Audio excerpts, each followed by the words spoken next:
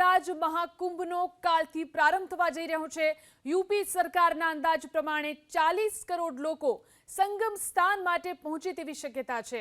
આ ભક્તો કાલથી 26મી ફેબ્રુઆરી સુધી પ્રયાગરાજ પહોંચશે, ત્યારે તમામ વ્યવસ્થાઓને આખરી ઓપ આપી દેવાયો છે। સાથે જ સુરક્ષા વ્યવસ્થાની પણ તમામ તૈયારીઓ પૂર્ણ કરી દેવામાં આવી।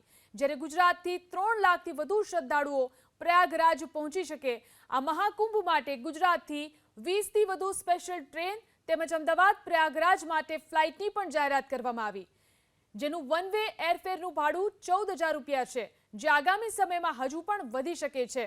એટલું જ નહીં, ટ્રેનોમાં વેઇટિંગમાં પણ વધારો થયો। ટ્રેનમાં ટિકિટ ન મળવાને કારણે કેટલાક પ્રાઇવેટ ટૂર ઓપરેટર્સે અમદાવાદ પ્રયાગરાજ વચ્ચે બસ સેવા શરૂ કરી છે। અમદાવાદથી 5 જેટલી ખાનગી બસ પ્રયાગરાજ માટે ઉપડશે। 35 કલાકની મુસાફરી માટે બસનું ભાડું રૂપિયા 2,000થી લઈ અને 5,000 સુધીનું છે।